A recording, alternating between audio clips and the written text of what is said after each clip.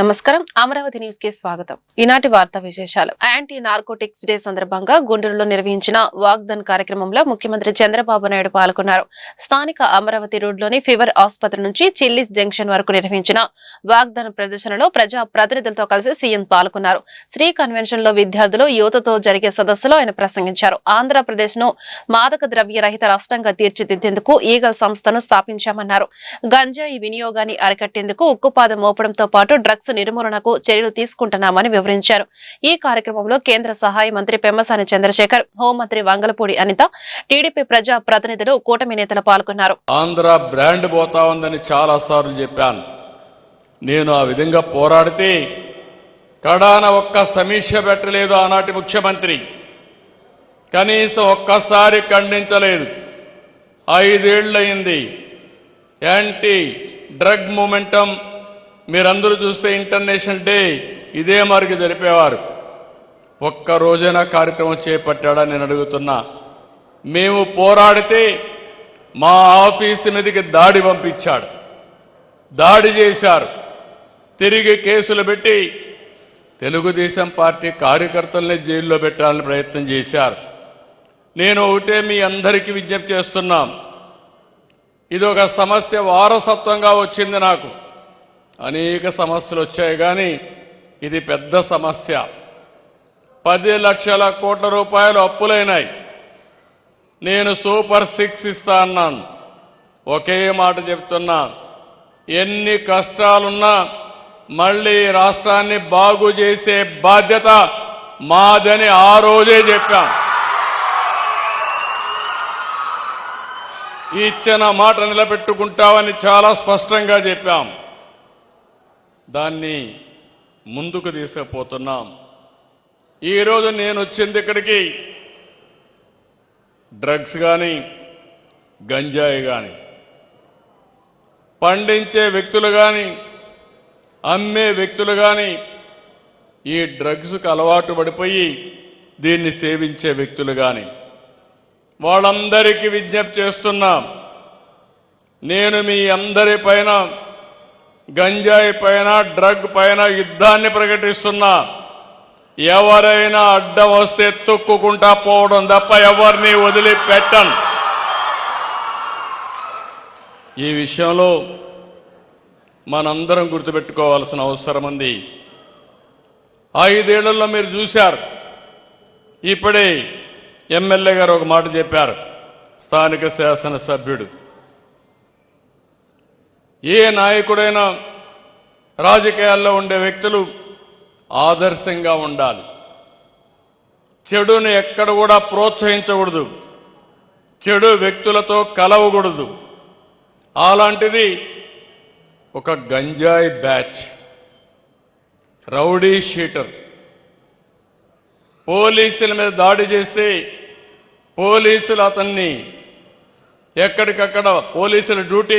యువత మాదక ద్రవ్యాలను తిరస్కరించారని మంత్రి నారా లోకేష్ పిలుపునిచ్చారు. ఈ మేరకు ఆయన ఎక్స్ లో పోస్టు చేశారు. మెరుగైన భవిష్యత్తు కోసం యువశక్తిని ఉపయోగించుకోవాలన్నారు. డ్రగ్స్ వినియోగాన్ని అరికట్టాలనే లక్ష్యంతో ముందుకెళ్తున్నట్లు చెప్పారు. కఠినంగా చట్టాల అమలు, నిఘా ద్వారా మాదక ద్రవ్యాలను అరికట్టడానికి ప్రభుత్వం చొరవ చూపుతుందని లోకేష్ అన్నారు. ప్రధాని నరేంద్ర మోదీ నాయకత్వంలో ఎన్నో ప్రాజెక్టులకు శంకుస్థాపన చేసుకుంటున్నామని కేంద్ర మంత్రి గజేంద్ర సింగ్ షేకావత్ అన్నారు. రాజమహేంద్రవరంలో అఖండ గోదావరి ప్రాజెక్టుకు శంకుస్థాపన చేసిన అనంతరం ఆయన మాట్లాడారు. రాష్ట్రంలో ప్రాజెక్టు రూపకల్పనకు CM Chandrababu, deputy CM Pawan Kalyan కృషి చేస్తున్నారని చెప్పారు. అఖండ గోదావరి ప్రాజెక్టుకు శంకుస్థాపన చేసుకోవడం ఆనందదాయకం. ప్రధాని మోదీ నాయకత్వంలో దేశంలో పర్యాటక అభివృద్ధి వేగవంతమైంది. డబుల్ ఇంజిన్ సర్కార్ ఆధ్వర్యంలో ఏపీలో అభివృద్ధి పరుగులు పెడుతుంది. దేశంలో పర్యాటకుల సందర్శన మరింత పెరిగింది. ప్రపంచంలో పర్యాటకుల శాతం వేగంగా పెరిగింది. భారత్లోని టూరిజం అభివృద్ధికి ఏపీలో అనుకూల పరిస్థితులు ఉన్నాయి. ఆధ్యాత్మికంగానూ రాష్ట్రం అభివృద్ధి చెందుతుంది. ఏపీలో పర్యాటక రంగం అభివృద్ధికి సుమారు 450 కోట్లకు పైగా నిధులు మంజూరు చేశామని వివరించారు. Foundation stone of various tourism projects sanctioned under the able leadership of Honorable Prime Minister Narendra Modi garu, on the recommendation of the able Chief Minister Nara Chandrababu Naidu garu, and on continuous persuasion of my dear friend, Deputy Chief Minister, Shri Pawan Kalyan Garu, and our State President and my fellow MP, Honorable Purundeshwari ji, today in this program on the dais, Shri Pawan Kalyan ji, Honorable Purundeshwari ji, Minister of Tourism, Honorable Shri Durgesh ji, Minister in charge and Minister of Jal Shakti, my former department, Nimala Ramanaidu Garu, fellow member of Legislative Assembly, dear party officials, ladies and gentlemen, today at this, on the banks of river Godavari, it's my great privilege to stand before you in the historic city of Rajamundry on the banks of this sacred river on Pushkar Ghat. It's a moment of pride and purpose as I stand before you to share a story, the story of India's tourism, the story of India's tourism transformation, the story of tourism potential in our country. Dear friend, a story where culture meets commerce, heritage meets hospitality, and spirituality meets sustainability. Under the bold and transformative leadership of Honorable Prime Minister Narendra Modi Garu, and under the regime of this double-engine government in state of Andhra Pradesh, tourism in India has moved from being a sector of potential to a pillar of progress. Dear friends, in 2023, tourism double engine సర్కార్ ఉంటే అభివృద్ధి సాధ్యమని ఆనాడే చెప్పామని BJP రాష్ట్ర అధ్యక్షురాలు MP Purandeswari అన్నారు. ప్రజలు తమపై నమ్మకంతో ఆశీర్వదించి గెలిపించారని చెప్పారు. వికసిత్ భారత్ లో వికసిత్ ఆంధ్రప్రదేశ్ ఒక భాగమని పేర్కొన్నారు. అమరావతి, పోలవరం ఇలా అన్నిటికీ కేంద్రం సహకారం అందిస్తోందని చెప్పారు. అనేక పర్యాటక అభివృద్ధి కార్యక్రమాలకు శంకుస్థాపన చేసుకుంటున్నట్లు వివరించారు. చారిత్రక ప్రాధాన్యత గుర్తించి అభివృద్ధి చేసేందుకు కేంద్రం సాయం అందిస్తోందని పురంధేశ్వరి తెలిపారు. వికసిత్ భారత్ అనేటువంటి ఒక కళ ఏదైతే ఒక స్వప్నం ఏదైతే నరేంద్ర మోడీ గారు ప్రజల ముందు ఉంచారో ఆ వికసిత్ భారత్ లో వికసిత్ ఆంధ్ర రాష్ట్రం కూడా ఒక భాగం అని చెప్పి మనం గుర్తించాలి. కనుక అన్ని విధాలా కూడా అధికారంలోకి వచ్చిన నాటి నుండి నేటి వరకు అమరావతి నిర్మాణం కావచ్చు, పోలవరం నిర్మాణం కావచ్చు, స్టీల్ ప్లాంట్ కావచ్చు, సౌత్ కోస్టల్ జోన్ కావచ్చు, రైల్వే జోన్ కావచ్చు, మరి MNREGS కింద పెద్ద ఎత్తున వనరులు రాష్ట్రానికి ఇచ్చి కావచ్చు, అన్ని విధాలా కూడా ఆంధ్ర రాష్ట్ర అభివృద్ధికి కేంద్రం తన సహకారాన్ని అందిస్తూనే ఉంది. అయితే వికసిత్ ఆంధ్ర రాష్ట్రం మనకు కావాలంటే వికసిత్ జిల్లాలు కూడా కావాలి. అంటే వికసిత్ రాజమహేంద్రవరం కూడా ఖచ్చితంగా వికసిత్ ఆంధ్రలో భాగం అని చెప్పి మనం గుర్తించాలి. దానిలో భాగంగానే ఇవాళ అనేక పర్యాటక అభివృద్ధి కార్యక్రమాలు మనం శంకుస్థాపన చేసుకోవడం జరుగుతుంది. ప్రత్యేకించి హ్యావ్లాక్ బ్రిడ్జ్ 100 సంవత్సరాల నాటి బ్రిడ్జ్ నిరుపయోగంగా ఉన్నటువంటి సందర్భంలో దాని యొక్క చారిత్రాత్మక ప్రాధాన్యతను గుర్తించి ఇవాళ దాన్ని కూడా ఒక పర్యాటక క్షేత్రంగా దాన్ని అభివృద్ధి చేయడానికి కేంద్రం తన సహకారాన్ని అందిస్తుంది. అదేవిధంగా రివర్ ఫ్రంట్ దాన్ని కూడా అభివృద్ధి చేస్తున్నటువంటి సందర్భంలో నేను ఇప్పుడే అజయ్ జైన్ గారితో కూడా మాట్లాడాను.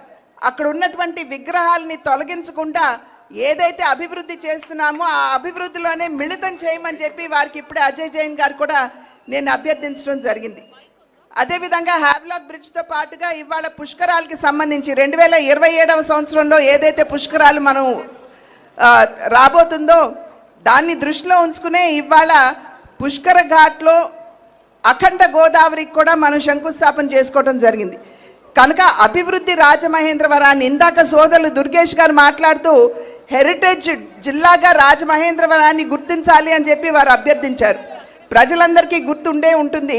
నేను పార్లమెంట్లో ఈ అంశాన్ని లేవనెత్తి రాజమహేంద్రవరాన్ని హెరిటేజ్ సిటీగా గుర్తించమని చెప్పి నేను ప్రత్యేకించి పార్లమెంట్లో నేను రేజ్ చేసినటువంటి అంశం కనుక ఖచ్చితంగా పెద్దలు గజేంద్ర సింగ్ షెకావత్ గారు ఇక్కడే ఉన్నారు.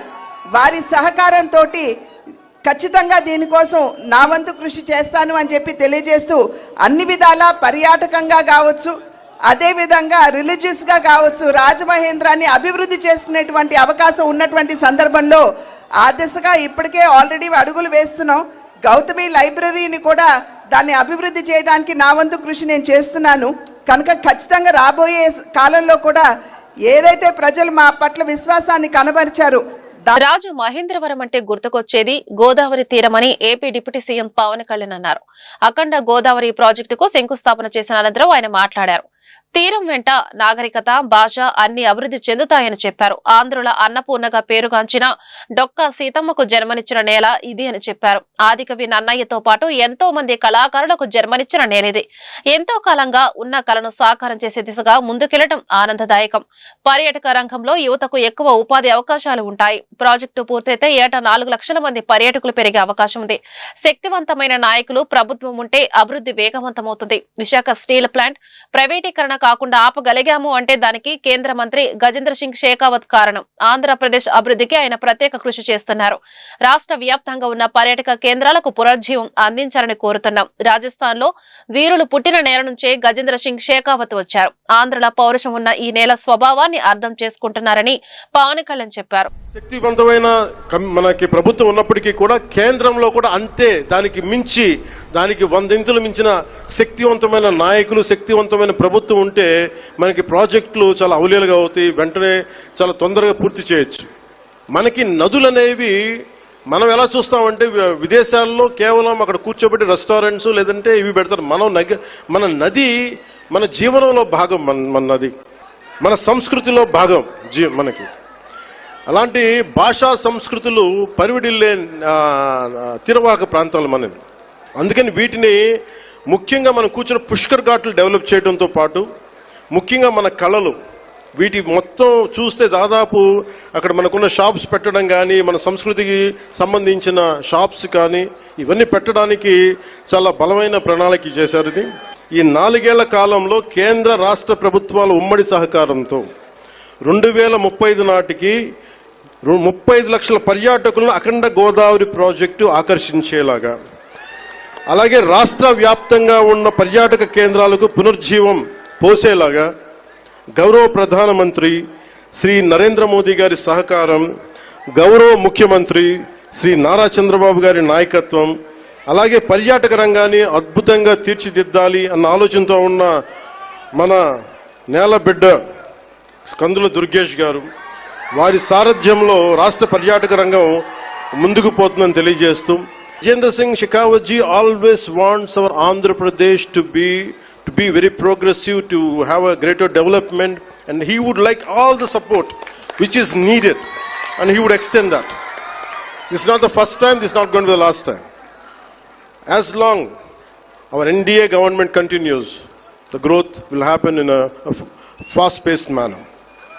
And we are grateful to you, sir. We are extremely grateful to you for the support you have extended. Annamayya జిల్లాలో ప్రముఖ యోగా గురువు రామ్దేవ్ బాబా పర్యటించారు. ప్రముఖ పర్యాటక కేంద్రం హర్సిలీ హిల్స్ ను ఆయన సందర్శించారు. అక్కడ అంతర్జాతీయ వెల్నెస్ సెంటర్ ఏర్పాటుకు స్థల పరిశీలన చేశారు. ఈ సందర్భంగా బాబా రామ్దేవ్ మాట్లాడుతూ AP CM Chandrababu visionary leader అని కొనియాడారు. ఆయన ఆలోచనతో హర్సిలీ హిల్స్ లో వెల్నెస్ సెంటర్ ఏర్పాటు చేస్తున్నట్లు చెప్పారు. సాంస్కృతిక, ఆధ్యాత్మిక వెల్నెస్ సెంటర్ ఏర్పాటుకు ప్రణాళికలు చేస్తున్నట్లు తెలిపారు. ఇప్పటికే తమ ప్రతినిధులు హర్సిలీ హిల్స్ ను పరిశీలించినట్లు చెప్పారు. ఈ కార్యక్రమంలో పర్యాటక శాఖ అధికారులు పాల్గొన్నారు.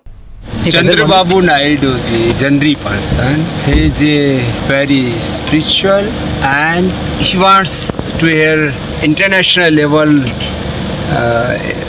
wellness center, and our vision is we can build here a spiritual, cultural, health, wellness tourist place. Already Horsley Hill a historical and very divine place. So what we can do here, so we came here for visit.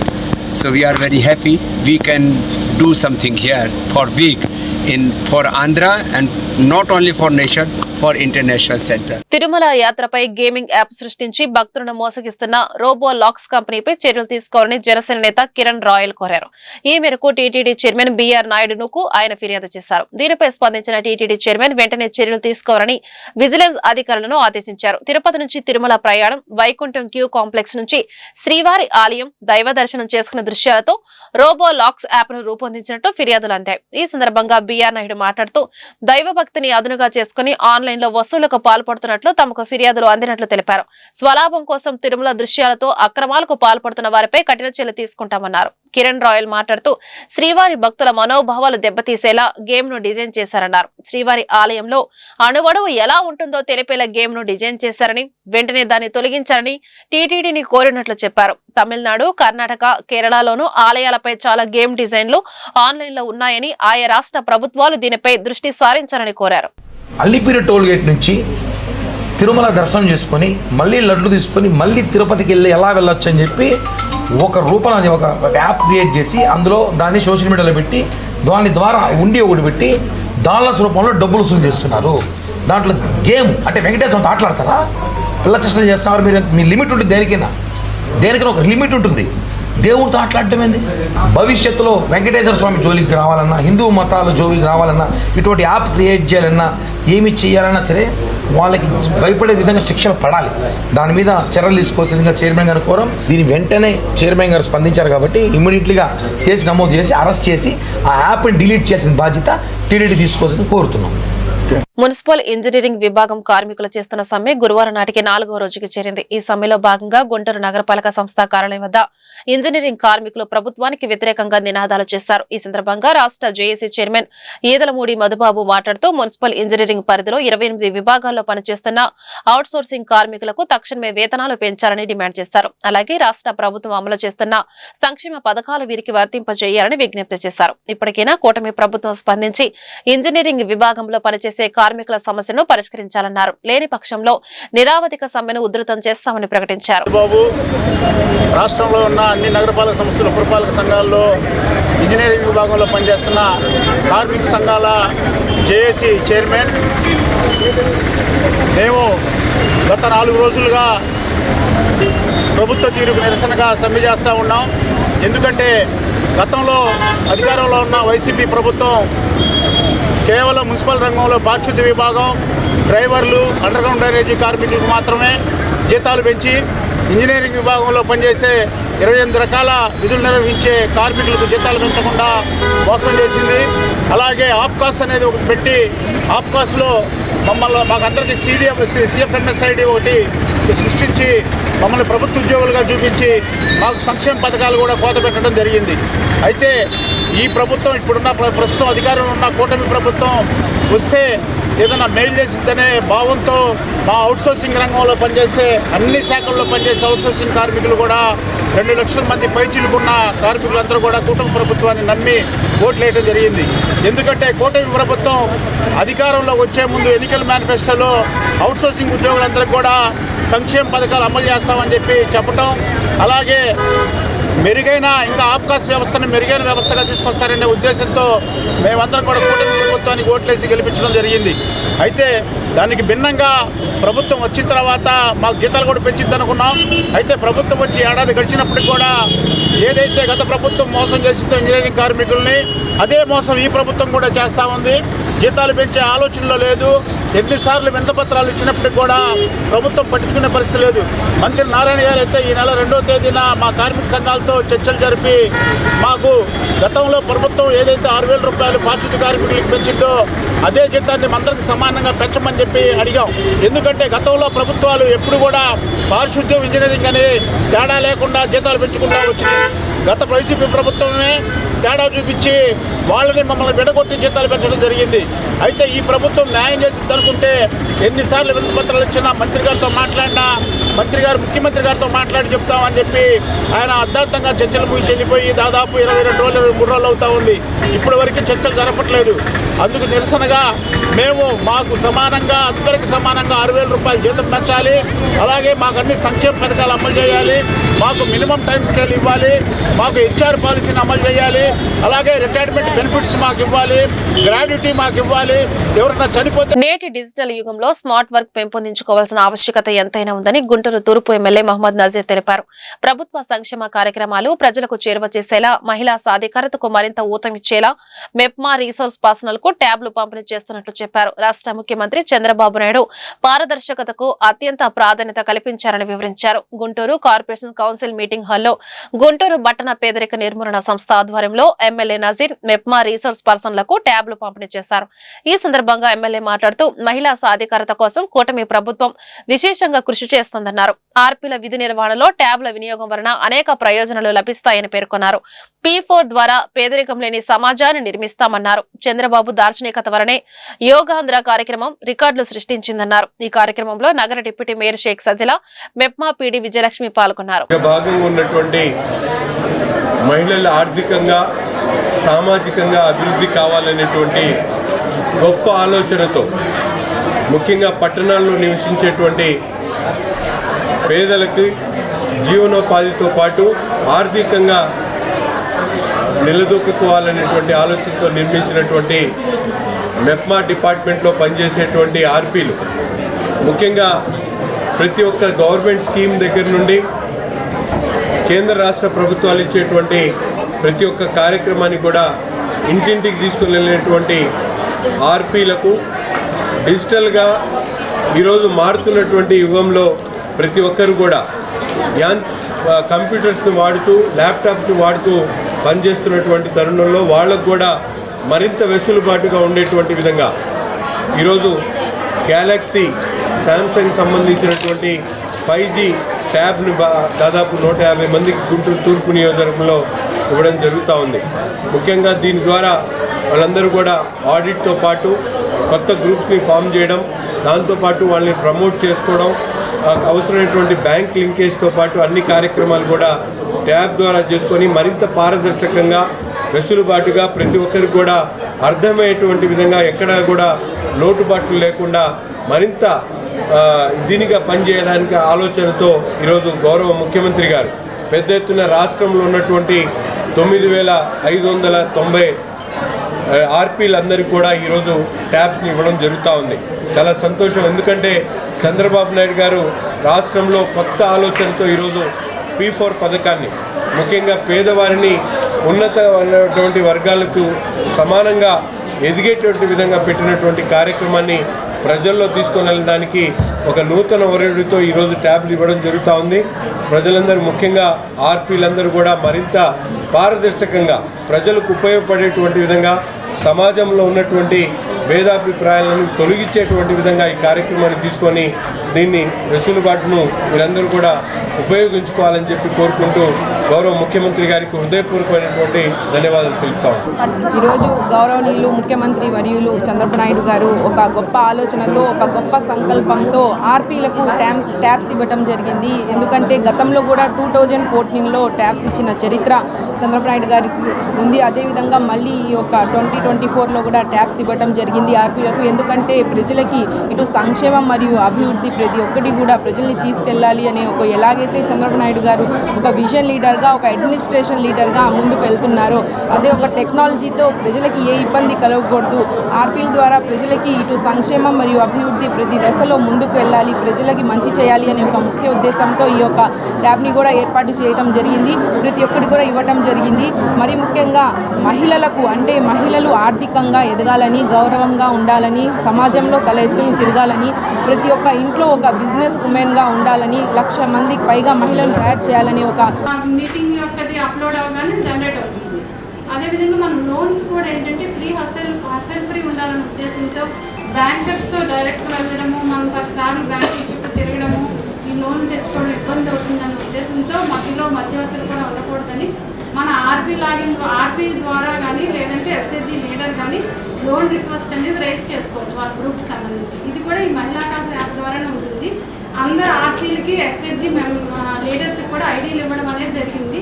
So వాళ్ళ login నుంచి వాళ్ళు loan request చేసుకోవచ్చండి. Loan request చేసిన తర్వాత అది మన COకి వస్తుంది. CO చూసి వెరిఫై చేసిన తర్వాత CMM లాగిన్కి వెళ్తుంది. సిఎంఎం లాగిన్ నుంచి నెక్స్ట్ పీడీ లాగిన్కి వస్తుంది. పీడీ లాగిన్లో కూడా వెరిఫై చేసి ఫైనల్ అయిన తర్వాత కన్సర్న్ బ్యాంక్ మేనేజర్కి ఆటోమేటిక్గా అది వెళ్ళడం జరుగుతుంది. మీకు ఆ లోన్ కూడా ఆన్లైన్లోనే డైరెక్ట్గా ఆ గ్రూప్ యొక్క అకౌంట్కి వస్తుందండి. ఇది కొంచెం మనకు ఫ్రీగా ఉండాలి, మీరు బ్యాంక్స్కి వెళ్ళడం ఇబ్బంది అనే ఉద్దేశంతో అంతా ఆన్లైన్లోనే చేయడం జరిగింది. నెక్స్ట్ ట్రాన్స్పరెన్సీ కూడా ఉండాలనే ఉద్దేశంతో ఇది జరిగింది. దీనికి సంబంధించి ఇలా మనకి చాలా యాక్టివిటీస్ వచ్చాయి. మనకి ముఖ్యంగా ఏంటంటే మహిళా పారిశ్రామికవేత్త ప్రతి కుటుంబంలో ఉన్నారంటే మనం బ్యాంక్ లోన్స్ ఇప్పుడు ఇప్పించిన తర్వాత ఫస్ట్ ఏంటంటే ఎవరికైతే ఏ స్కిల్స్లో ఇంట్రెస్ట్ ఉంటుందో దాని మీద ట్రైనింగ్ ఇవ్వమని చెప్పారు మనకి. సో ఆ డేటా కూడా మనం తీసుకుంటున్నాం. వచ్చిన తర్వాత వాళ్ళకి ట్రైనింగ్ అనేది ఇప్పిస్తున్నాం. ఆ ట్రైనింగ్స్ కోసం కూడా మనం ఎన్జిఓస్తో పార్ట్నర్షిప్ అనేది ఎంఓయూ అనేది చేసుకోవడం జరిగింది. ఎన్జిఓల సహకారంతో మనం వాళ్ళకి ఇష్టమైన స్కిల్స్లో ట్రైనింగ్ అనేది ఇవ్వడం జరుగుతుంది. ట్రైనింగ్ ఇచ్చిన తర్వాత ఈ బ్యాంక్ లోన్కి మనం ఈ విధంగా మహిళాకాశ యాప్ ద్వారా అప్లై చేస్తాము. చేసిన తర్వాత వాళ్ళు మనకి యూనిట్ పెట్టుకునేటట్టు కూడా మన సిబ్బంది మెప్మా సిబ్బంది మనకి మీ అందరికీ కూడా ఎస్ఎస్జి మెంబర్స్కి హెల్ప్ చేస్తారు. యూనిట్ పెట్టిన తర్వాత కూడా నెక్స్ట్ రన్ అవ్వాలి మార్కెటింగ్కి కూడా మన ఎన్జిఓలు సహకారం అందిస్తామని మనకు చెప్పారు. ఆ విధంగా ప్రతి ఒక్కరిని కూడా ఏదో ఒక యూనిట్ అనేది పెట్టించడం అనేది మన ముఖ్య ఉద్దేశం. రాజధాని రైతుల్లో అపోహలు తొలగించి అదనపు భూ సేకరణపై కూటమి ప్రభుత్వం స్పష్టత ఇవ్వాలని సిపిఐ జాతీయ కార్యదర్శి కె నారాయణ డిమాండ్ చేశారు. బనకచర్ల నీటి ప్రాజెక్టుపై వివాదాలు లేకుండా ఏపీ తెలంగాణ మధ్య అర్థవంతమైన చర్చలు జరగాలన్నారు. గురువారం గుంటూరు సిపిఐ జిల్లా కార్యాలయంలో ఏర్పాటు చేసిన మీడియా సమావేశంలో నారాయణ మాట్లాడుతూ డ్రగ్స్ కంటే ప్రమాదకరంగా మారిన పాన్ మసాలా గుట్కా పరిశ్రమలను కేంద్ర రాష్ట్ర ప్రభుత్వాలు సీజ్ చేయాలన్నారు. ప్రజాస్వామ్య వ్యవస్థకు ఎన్నికల ప్రక్రియకు బీజేపీ ప్రమాదకరంగా మారిందన్నారు. జనగణన కులగణన సకాలంలో పూర్తి చేసి జాతీయ స్థాయిలో బీసీలకు రిజర్వేషన్లు కల్పించాలన్నారు. సిపిఐ శతాబ్ది ఉత్సవాలను విజయవంతం చేయాలని పిలుపునిచ్చారు. ఈ సమావేశంలో సిపిఐ రాష్ట్ర సహాయ కార్యదర్శి ముప్పాళ్ల నాగేశ్వరరావు, జిల్లా కార్యదర్శి జంగాల అజయ్ కుమార్, నగర కార్యదర్శి కోట మాల్యాద్రి పాల్గొన్నారు. గతంలో 30,000 ఎకరాలని క్యాపిటల్కి అమరావతి తీసుకున్నారు. అది జగన్ వచ్చిన తర్వాత అంత కిట్టుబడిపోయింది, అంత గట్టి వెలిసిపోయింది, చాలా గందరగోళం అయిపోయింది. ఇప్పుడు ఈ ముఖ్యమంత్రి రాగానే దానికి జీవశబ్దాలు వస్తున్నాయి. అదే కేంద్ర ప్రభుత్వం కూడా సపోర్ట్ ఉంది కాబట్టి. కేంద్ర ప్రభుత్వం సపోర్ట్ లేకుండా పోతే ఈ పార్టీకి ఈ ప్రభుత్వం గమనించబడలేదు. కేంద్ర ప్రభుత్వం సపోర్ట్ ఉంది కాబట్టి ఎంత అంటారుకుంటున్నారు. అయితే రాజధాని నిర్మాణం మొదలుపెట్టక ముందుగానే ఇంకొక 40,000 ఎకరాలని క్యాపిటల్ తీసుకున్నామని చెప్పేసి ఇది బాధపెట్టారు. అంటే పంట పండేటువంటి భూముల్ని ఈ విధంగా చేస్తే దేశ ఆర్థిక వ్యవస్థ, ఆహార వ్యవస్థ నష్టం వస్తుంది. పైపించు అంత అవసరం లేని తర్వాత తెలుస్తుంది. ఇప్పుడు జనానికి ఏంటి, వీళ్ళకి వచ్చే ఫీడ్బ్యాక్ ఏంటంటే గ్రామాల తండాలు తరలి వచ్చి అయ్యా నా భూమి తీసుకోండి, అయ్యా నా భూమి తీసుకోండి అని చెప్పి అడుగుతున్నాను చెప్తా ఉన్నాను. నేను ఇప్పుడు తిరిగి వచ్చాను. నాకు వచ్చిన ఫీడ్బ్యాక్ ఏంటి, అయ్యా 30,000 ఎకరాలు తీసుకున్నారు కదా, అది గడ్డి నేను పేకండి, పునాదులు వేయండి, అది కట్టండి, అప్పుడు విశ్వాసం వస్తుంది మాకు, అప్పుడు ఈ భూములు అనేది అవకాశం ఉంటుంది.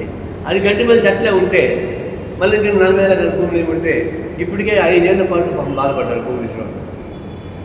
రాత్రి మూడు కష్టపడి బాధపడ్డారు భూములు ఇచ్చిన వాళ్ళు. చాలామంది దివాలు తీశారు. అట్లాంటి పరిస్థితి మళ్ళీ మాకు రాకూడదు. గతంలో వచ్చే 5 ఏళ్ల పాటు భూములు ఇచ్చిన వాళ్ళు అయితే ఇబ్బంది పడ్డారు, అది మళ్ళీ మాకు రాకూడదు. మనకి సరే పెద్ద పవర్ పాయింట్స్ ఇచ్చి చెప్పేశాడు. చెప్తే తెలంగాణ వాళ్ళకి డౌట్స్ వచ్చేసింది, మా నీళ్ళు తీసుకొస్తాను. మాకేమైనా డౌట్ వచ్చాయి, పెండింగ్ పాయింట్లో పోతే మా డౌట్స్. తర్వాత మళ్ళీ క్లారిఫై చేశాడు. నేనేం చేశాను, తెలంగాణ వాళ్ళ ప్రాజెక్టు కాదని చెప్పారు కదా, సముద్రం పోయే నీళ్ళని వాళ్ళు వాడుకోవచ్చు, మేము వాడుకోవచ్చు కదా అని చెప్పారు. అదే ముందే చెప్పుండి ఆ ప్రకారం ముఖ్య తెలంగాణ ప్రభుత్వంతో మాట్లాడి ఆ ప్రకారం కేంద్ర ప్రభుత్వం మాట్లాడి చేసి ఉంటే బాగానే ఉండేది. మీరు హడావిడిగా కుర్రాన్ని బండి రాపోవచ్చు. ఇప్పుడు జగన్మోహన్ రెడ్డి కూడా చెప్తున్నాను, సారీ తెలంగాణ ముఖ్యమంత్రి రేవంత్ రెడ్డి చెప్తున్నారు. నిజమే, ఇది 2 రాష్ట్రాల సమస్య. ప్రజా చైతన్యంతో పౌర సమాజ కృషితో బలమైన రాజకీయ సంకల్పంతోనే మాదక ద్రవ్యాల రహిత సమాజాన్ని నిర్మించుకోగలమని జార్ఖండ్ రాష్ట్ర మాజీ డీజీపీ మండవ విష్ణువర్ధన్ రావు పేర్కొన్నారు. గుంటూరులో జనచైతన్య వేదిక ఆధ్వర్యంలో అంతర్జాతీయ మాదక ద్రవ్య దుర్వినియోగము మరియు అక్రమ మానవ రవాణా వ్యతిరేక దినోత్సవం సందర్భంగా చర్చాగోష్ఠి నిర్వహించారు. ఈ సందర్భంగా మాజీ డీజీపీ మండవ విష్ణువర్ధన్ రావు, వల్లంరెడ్డి లక్ష్మరెడ్డి మాట్లాడుతూ కుటుంబంలో ఒక వ్యక్తి మత్తు పానీయాలకు బానిసైతే ఆ కుటుంబమే పతనమవుతుందన్నారు. ఎక్కువ సమయం కుటుంబ సభ్యులు పిల్లలతో గడిపి వారిలో సామాజిక చైతన్యాన్ని నింపాలన్నారు. నార్కోటిక్ వ్యాపారం ఒక ఆర్గనైజింగ్ క్రైమ్ గా మారిందన్నారు. పోలీసులను ప్రజల నుండి ప్రభుత్వ పెద్దలను కాపాడటానికి ఉపయోగిస్తున్నారని ఆవేదన వ్యక్తం చేశారు. మత్తు పానీయాల వినియోగం వలన నేరాలు, హత్యలు, అత్యాచారాలు పెరుగుతున్నాయని తెలిపారు. ఈ కార్యక్రమంలో మాజీ ఎమ్మెల్సీలు డొక్క మాణికవర ప్రసాద్, కెఎస్ లక్ష్మణరావు, సిపిఎం గుంటూరు జిల్లా కార్యదర్శి వై నేతాజీ, మానవతా చైర్మన్ పావులూరి రమేష్, కార్యదర్శి సతీష్, నేస్తం సహా వ్యవస్థాపకులు టి ధనుంజయ రెడ్డి, దీక్షిత ఫౌండేషన్ వ్యవస్థాపకులు అడ్వకేట్ ఎడ్లవల్లి కృష్ణ, కోవిడ్ ఫైటర్స్ నేత ముజీబ్ తదితరులు పాల్గొన్నారు. లేకపోతే ఇల్లీగల్ గా అమ్మటాలు ఇవన్నీ వాటి పనులు వాటిని స్ట్రెంగ్ చేసుకుంటూ వెళ్తారు. మన ప్రజలకు కూడా బాధ్యత ఉంది. ఎందుకంటే దీని ముప్పు నుంచి మనకి అందరూ పిల్లల్ని కాపాడాలి. అందరినీ దీని బారిన పడకుండా ఎవరైతే ఎంతవరకు ఎడిక్ట్ అవ్వలేదో వాళ్ళు అవ్వకుండా చూసుకోవాలి. అయిన వాళ్ళని ఎలా తీసుకురావాలి, డిఎడిక్షన్ సెంటర్ లో పెట్టుకోవాలి. తర్వాత అసలు కంప్లీట్ గా దీని రవాణా ఎక్కడి నుంచి వస్తుంది, దీని ఉత్పత్తి ఎక్కడి నుంచి జరుగుతుంది, వీటన్నిటి మీద కొన్ని పనులు సీరియస్ గా గవర్నమెంట్ చేయాలి. తర్వాత ప్రజల బాధ్యత, ప్రజలు కూడా వాళ్ళ పనులు చేయాలి. ఒక ఓన్లీ గవర్నమెంట్ తగ్గదు కదా. చాలా బాధాకరమైనది, చాలా ఒక రకంగా సిగ్గుసేటు పని. కానీ దీని గురించి చాలా పెద్ద ఎత్తున ప్రజా ఉద్యమాలు జరిగితే గానీ దీనికి ఒక సమస్య పరిష్కారం కాదు. ఎందుకంటే ఇప్పుడు గవర్నమెంట్లు లిక్కర్ అమ్మించి ఆ డబ్బులతో గవర్నమెంట్ నడపాలనుకోవటమే ఒక బాధాకరము, చాలా సిగ్గుసేటు పని. కానీ దీన్ని అతి చిన్న సమస్య ద్వారా చూడకూడదు. ప్రజల్లోనే చాలా పెద్ద ఉద్యమం లాంటిది రావాలి. వచ్చి వాళ్ళు మీరు మాకు అమ్మొద్దు మేము తాగైన వాళ్ళు. ఈరోజు అంతర్జాతీయ మాదక ద్రవ్య దుర్వినియోగం, అక్రమ మానవ రవాణాపై దినోత్సవం జరుపుకున్నాం జనచైతన్య హాల్లో. ఇక్కడ ఇచ్చేసిన పెద్దలందరూ ఒక 4-5 అంశాలు ప్రభుత్వం దృష్టికి, ప్రజల దృష్టికి తీసుకొచ్చారు. ఒకటి, రాష్ట్ర ప్రభుత్వం వెంటనే ఈగల్ అనే సంస్థని మరింత పరిపుష్టి చేయాలని, వాటికి ఆర్థిక వనరులను కల్పించాలని, తద్వారా అక్రమ రవాణాని, అక్రమ మాదక ద్రవ్యాన్ని అరికట్టొచ్చనేది ఒకటి. 2, పాఠ్య పుస్తకాల్లో ఒక పాఠ్యాంశంగా మాదక ద్రవ్యాల దుర్వినియోగంపై ఉంచాలని. 3, బ్రీత్ అనలైజర్స్ ని అన్ని చోట్ల, అన్ని టోల్ గేట్స్ దగ్గర ఏర్పాటు చేసి వాహనాలు నడిపేటప్పుడు త్రాగి నడుపుతున్న వారి మీద శిక్షలు విధించి రోడ్డు ప్రమాదాలని తగ్గించాలని. ప్రజల భాగస్వామ్యంతో పెద్ద ఎత్తున రాజకీయ పార్టీలు, ప్రభుత్వాలు, ప్రజా సంఘాలు ఒక ఉద్యమ స్ఫూర్తితో మాదక ద్రవ్యాలకి, మద్యానికి వ్యతిరేకంగా ప్రజలను జాగృతం చేయాలని. ఈరోజు రాష్ట్రంలో సుమారు 10% మంది మాదక ద్రవ్యాలకి, మద్యం మత్తులకి అలవాటు పడిన పరిస్థితి ఉంది. దీని ద్వారా నేరాలు, హత్యలు, అత్యాచారాలు ఇవన్నీ పెరుగుతూ ఉన్నాయని, వీటిని నివారించడానికి ప్రభుత్వం చొరవ తీసుకోవాలని. ప్రధానంగా ఆంధ్ర, ఒరిస్సా సరిహద్దుల్లో ఉన్న వందలాది ఎకరాల్లో పండిస్తున్న గంజాయి పంటని యుద్ధ ప్రాతిపదికన అటు ఆంధ్ర ప్రభుత్వం, ఒరిస్సా ప్రభుత్వం, కేంద్ర ప్రభుత్వం న్యాయస్థానాలను గౌరవించకుండా చట్టాలను చేతుల్లోకి తీసుకుని తెనాలి పోలీసులపై చట్టపరమైన చర్యలు తీసుకోవాలని ఇండియన్ లాయర్స్ అసోసియేషన్ రాష్ట్ర అధ్యక్షులు శాంతాకుమార్ డిమాండ్ చేశారు. గుంటూరు జిల్లా కోర్టు ఎదురు శాంతాకుమార్ ఆధ్వర్యంలో న్యాయవాదులు ధర్నా నిర్వహించారు. ఈ సందర్భంగా శాంతాకుమార్ మీడియాతో మాట్లాడుతూ జాన్ విక్టర్ మరో 2 తెనాలి పోలీసులు చేసిన అమానుష దాడిని ఖండిస్తున్నామని అన్నారు. పాశవిక దాడి చేసిన తెనాలి 2 టౌన్ 3 టౌన్ పట్టణ సీఎలను సస్పెండ్ చేసి వారి మీద కేసు నమోదు చేయని డిమాండ్ చేశారు. పోలీసుల చట్ట వ్యతిరేక చర్యలను సమర్థిస్తున్న గుంటూరు జిల్లా ఎస్పీపై వెంటనే చర్యలు తీసుకోవాలని కోరారు. దాడికి పాల్పడిన పోలీసులపై చర్యలు చేపట్టకపోతే జిల్లా వ్యాప్తంగా నిరసనలు, ర్యాలీలు చేపడతామని హెచ్చరించారు. ఈ కార్యక్రమంలో బాధితుడు రాకేష్, ఐఎల్ఏ సభ్యులు వేణు, గుండు శ్రీను, వై సురేష్ బాబు, సందీప్ కట్ట, నరసింహ, సుబాని తదితరులు పాల్గొన్నారు. ఈ రోజున ఇండియన్ లాయర్స్ అసోసియేషన్ ఐఎల్ఏ ఆధ్వర్యంలో ఈ గుంటూరు జిల్లా కోర్టు ముందు నిరసన కార్యక్రమాన్ని గుంటూరు జిల్లా తెనాలిలో జరిగినటువంటి న్యాయవాది జాన్ విక్టర్, అలాగే దోమా రాకేష్, కరీముల్లా అనే ముగ్గురు పైన అమానుషంగా పోలీసులు దాడి చేసి హింసించి కొట్టి 3 రోజులు అక్రమంగా నిర్బంధంలో పెట్టుకున్నటువంటి సంఘటన గడిచి 2 నెలలు దాటింది. ఇంతవరకు రాష్ట్ర ప్రభుత్వం కానీ పోలీసు ఉన్నతాధికారులు కానీ బాధ్యులైనటువంటి Tenali 2 town 3 town police station circle ఇన్స్పెక్టర్లు అయినటువంటి రాములు నాయక్ అట్లాగే రమేష్ బాబులపై ఇంతవరకు చర్య తీసుకోకపోవటం ఈ పోలీసు ఉన్నతాధికారుల అసమర్థతకి అట్లాగే ప్రభుత్వ నిర్లక్ష్యానికి ఇది తార్కాణంగా కనపడుతుంది. మనకి విచారిస్తే తెనాలిలో పోలీసులు గంజాయి వ్యాపారం చేపిస్తూ గంజాయి వ్యాపారంలో భాగంగా వసూళ్ల కార్యక్రమంలో కన్నా చిరంజీవి అనే కానిస్టేబుల్ కిల్లర్ అలియాస్ నవీన్ అనే అతనితో డబ్బుల విషయంలో వివాదం పడతా ఉంటే ఆ వివాదాన్ని అడ్డుపడ్డ జాన్ విక్టర్ అనే న్యాయవాది పైన కన్నా చిరంజీవి దాడి చేసి డబ్బులు అట్లాగే సెల్ ఫోను బండి తాళం తీసుకుంటే దాన్ని తిరిగి తీసుకున్న తర్వాత 24 ఏప్రిల్ 25న సంఘటన జరిగితే 25వ తేదీ ఉదయాన్నే దోమా రాకేష్ అని అక్కడ ఐతానగర్కి సంబంధించిన వ్యక్తి తెనాలి హైదరాబాద్లో ఉద్యోగం చేస్తూ వస్తే